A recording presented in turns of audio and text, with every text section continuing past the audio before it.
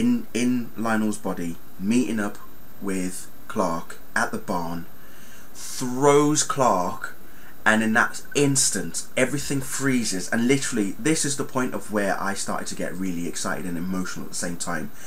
We look through Clark's entire past, the past 10 years of his life, from when he first saved Lex on the bridge when he was hit by his car, to where he is now. And he looks back and says, these are all of my trials. And Jor-El pretty much tells him that this is what it's been leading up to. It's time for you to take your strength, take your destiny. And he's floating in the air. And it just that split second, he's in the air, and I'm thinking, this is not happening. And you see Darkseid in Lionel Luthor's body looking up thinking, oh, fuck. And then he flies towards, I was like, oh my god. Thank God he took flight. It just blew my mind. Then Tess meets up with Lex. And that was the scene that really changed a lot of things as well. It was Tess's last form of redemption, but also to show that she pretty much beat Lex.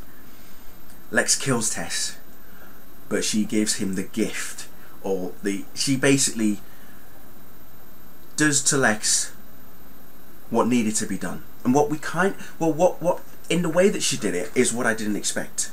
Okay, here's everybody was fearing, right, so Lex knows Clark's secret, Lex knows everything about Clark. But it was the toxin that was used at Summerhold. Remember Summerhold? Yes. Penetrated Lex's skin. How long does it take before he forgets everything? 30 seconds. And what do we get? A flashback of Lex's life. And everything being erased. Everything.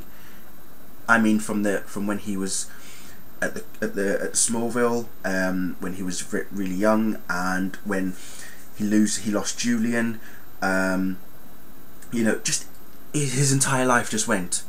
And then as they pan out of the building of Luthor Corp, you see the letters of UTHOR all drop, and then you just see this massive X. I was like, oh yes.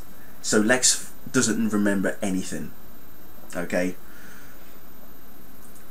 We then get the epic moment. The moment that even I didn't expect.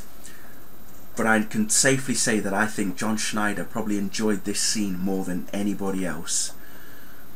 The moment that Clark goes back to the fortress. Him and Jor-El finally, you know, because Jonathan Kent tells Clark that Jor-El now needs to show him the way. That it's now time for Jor-El to show him the path. After everything that has happened over his life, it is now time for Jor-El to take up his mantle and lead Clark on his final journey to his destiny. The suit comes up from the ground. Jonathan is holding the suit and basically says to Clark, never forget Smallville. And it was that moment, when the suit came up from the ground, it was at that moment that I started crying.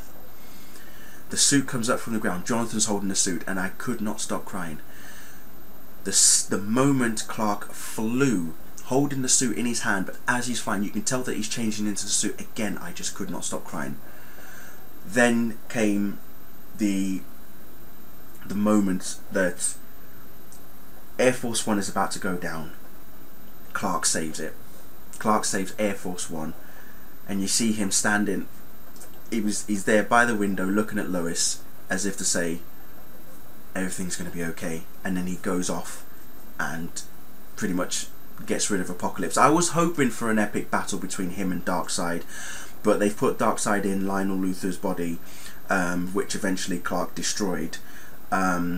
So he gets rid of Apocalypse, and then we're fast forward to 7 years again, and it's in the comic book that Chloe's reading to her son. Now, correct me if I'm wrong, but was she not wearing a Wonder Woman ring? We're gonna have to check that again, but I'm sure she was wearing a Wonder Woman ring. I'm sure of it. The little boy, just before he falls to sleep, looks at a set of bow and arrows. For me, it's a bit interesting, that side. I think what they've obviously twisted it, because it's not Black Canary, it's not Dinah Lance, it's Chloe Sullivan or Chloe Oliver. And if that boy is who I think he is, that's Speedy. That's Ray. Roy, rather, not Ray. Roy, Oliver's son. That's probably what we're looking at. Anyway, as I say, we fast forward to 7 years, and what do we see? Lois getting something blue from Chloe, and it is just amazing how we're now in the future. We're at 2018. It was I'm really amazed as to how well this was done. Still was expecting an epic fight between Clark and Darkseid, but do you know what? We got the suit, we got Flight, we got the glasses, we got the bumbling Clark Kent, we got Lex Luthor. I'm happy. I really am happy. It was, and it was after he saves Earth from Apocalypse is when the Superman theme started kicking in, when John Williams' theme started kicking in, and throughout the entire segment it was all John Williams. And you know what? You cannot give a much more better tribute to a legendary character than that.